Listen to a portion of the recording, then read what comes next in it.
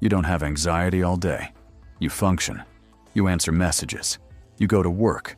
You handle responsibilities. You scroll. You talk. You move. You look completely normal. Maybe even confident. But then night comes. The lights go off. The room gets quiet. And suddenly, your mind gets loud. Not slightly active. Not mildly reflective. Loud. You replay conversations. You analyze your tone. You imagine worst-case scenarios.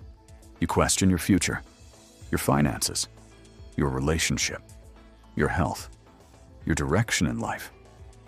And the strange part is this: nothing even happened. The day was ordinary. You were fine. So why does your brain turn against you the moment you try to rest? This pattern is not random. It's not weakness. It's not you being too sensitive. Night anxiety is predictable. And in modern life, it's becoming more common than ever. During the day, your attention is hijacked constantly. From the moment you wake up, your brain is bombarded. Notifications, emails, short-form videos, news, music, conversations, deadlines, artificial urgency. Your nervous system rarely gets a break. But here's the important part. You're not processing your life. You're reacting to it. There's a difference. Reacting is fast. Processing is slow.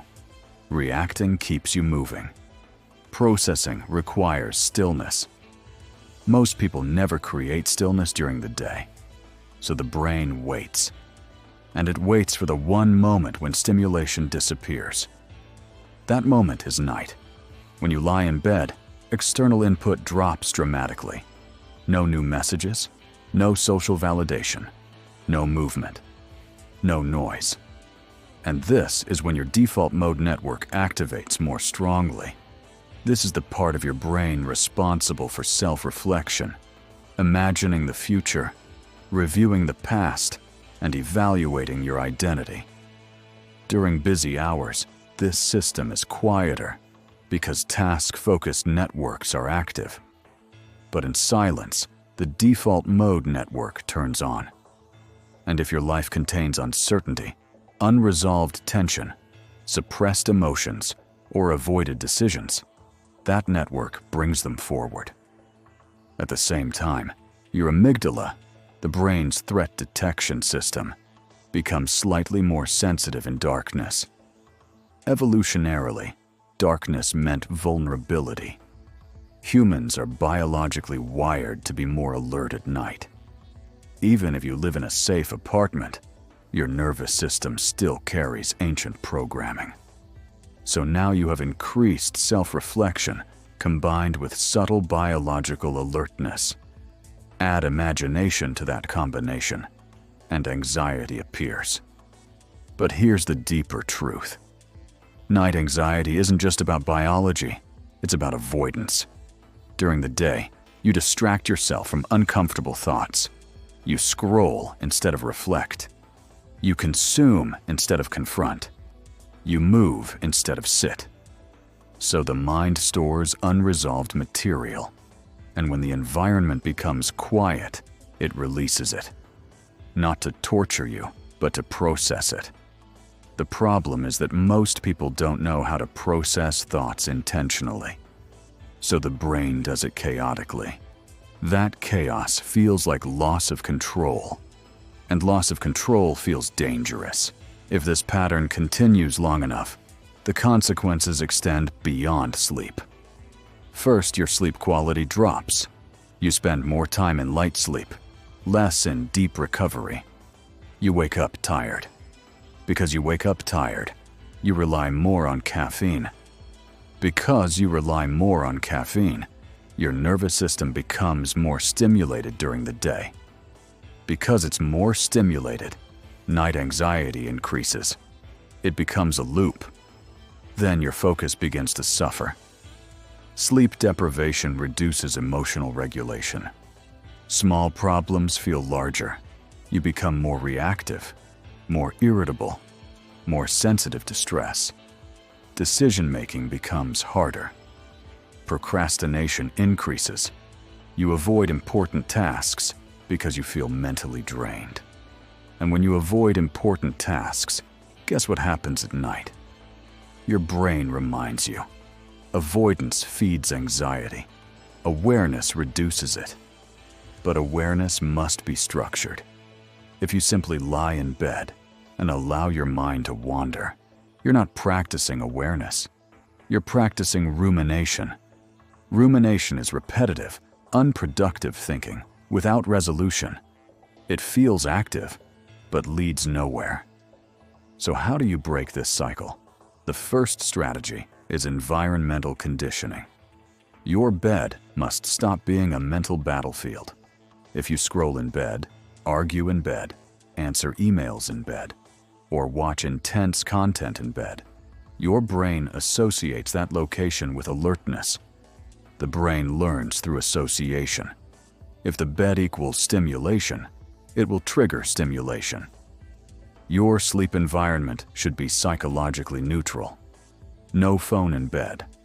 No problem solving in bed. No emotional debates in bed. If you can't sleep after 20 minutes, get up briefly and reset. Teach your brain that the bed is for rest, not war. The second strategy is what I call the worry window. Most people try to suppress thoughts at night. Suppression increases intensity. Instead, schedule 15 minutes earlier in the evening, dedicated to thinking. Sit down with a notebook. Write what is bothering you. Write what you're avoiding. Write what feels uncertain. You are not trying to fix everything. You are extracting mental noise onto paper. When your brain knows there is a scheduled time for reflection, it relaxes later. And if thoughts appear at night, you remind yourself calmly, this has a place tomorrow.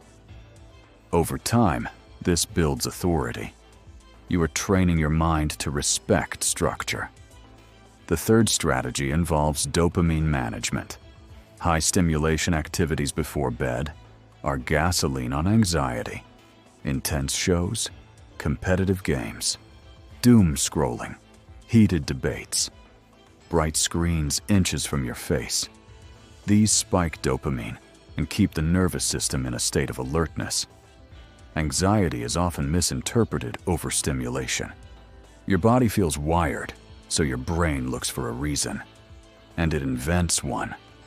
The final 60 minutes before bed should signal safety. Lower lights, reduce volume, slow your pace, avoid emotional triggers. Think of it as landing a plane, not crashing it into silence. The fourth strategy is physiological regulation. Anxiety is physical before it is mental. If your heart is racing, your breathing is shallow, and your muscles are tense, your brain assumes threat. You cannot think your way out of that state effectively. You must calm the body first. Slow nasal breathing. Inhale for 4 seconds. Exhale for 6. Longer exhales activate the parasympathetic nervous system. Progressive muscle relaxation can also help. Tense and release muscle groups gradually. When the body feels safe, the mind follows. The fifth strategy may be the most counterintuitive. Stop trying to force sleep. Performance pressure destroys rest. When you lie in bed thinking, I need to sleep or tomorrow will be ruined, you create stress. Stress signals danger. Danger prevents sleep. Instead, shift your internal language. I'm just resting. Remove the demand. Sleep is a byproduct of safety, not effort. The harder you chase it, the further it moves. Now let's go deeper into the psychological layer. Many night thoughts revolve around the future. What if I fail? What if I lose this opportunity? What if I made the wrong decision? The mind tries to simulate outcomes to protect you, but imagination is not reality. And at night, imagination becomes exaggerated because there is no external input correcting it. In daylight, logic is stronger. At night, emotion dominates. This is why problems feel heavier after midnight. They are not objectively heavier. They are emotionally amplified. There's a stoic principle that becomes powerful here. Control what you can. Release what you cannot. Most night anxiety focuses on variables outside your control. Other people's opinions, future economic conditions, hypothetical failures. You are trying to solve problems that do not yet exist, and the brain cannot find closure for imaginary scenarios. So it loops. Strength is not eliminating thoughts. Strength is observing them without attachment. When a thought appears, instead of merging with it, label it. Planning. Fear. Memory. Projection. This small separation reduces intensity. You are not the thought. You are the observer of the thought. That shift builds psychological distance. Another overlooked factor is identity pressure. Many people appear high-functioning during the day, but carry internal standards that are extreme. Perfectionism hides behind productivity. At night, when performance stops, identity questions surface. Am I doing enough? Am I falling behind? Social comparison intensifies this. You see curated success online all day. You suppress the insecurity. At night, it resurfaces. This is not weakness. It is accumulated comparison. If you ignore night anxiety long enough, it trains your brain to associate darkness with distress. That association can evolve into anticipatory anxiety. You begin to fear bedtime itself. That's when insomnia patterns solidify. Breaking the cycle early is easier than waiting. So let's consolidate what actually changes your nights. Reduce daily avoidance. Create small moments of intentional stillness during the day. 5 minutes without input. No phone. No music. Just awareness. This reduces the shock of silence at night. Complete small, unfinished tasks before bed. Unfinished tasks create cognitive tension, known as the Zeigarnik effect. The brain keeps reminding you of incomplete loops. Close what you can. Limit catastrophic thinking by asking one grounded question. Is this useful right now? If the answer is no, postpone it deliberately. Build a wind-down ritual. The brain loves patterns. If every night follows a similar calm sequence, your nervous system begins to anticipate safety. And most importantly, stop labeling yourself as anxious. Identity statements reinforce patterns. Instead of, I have terrible anxiety at night, shift to, my brain becomes active in silence. That wording removes drama and increases control. Here's the truth most people don't want to hear. Night anxiety is often a signal that something in your waking life needs attention. Maybe you are avoiding a decision. Maybe you are staying in situations that drain you. Maybe your life lacks direction. Silence exposes misalignment. And while that feels uncomfortable, it is also information. The goal is not to silence your mind permanently. The goal is to create a relationship with it that is disciplined. Calm is not the absence of thought. Calm is authority over thought. When you learn to sit in a dark room without spiraling, you build something rare in modern society. Mental resilience without distraction. Most people never develop that. They drown it out with noise. You don't have to. The night can become neutral again, even peaceful. But only if you stop fighting your mind and start training it. Because night doesn't create anxiety. It reveals what the day helped you ignore. And once you understand that, you stop being a victim of 2 a.m. You become the one in control. If this described your nights, that means you're aware. And awareness is the first form of strength.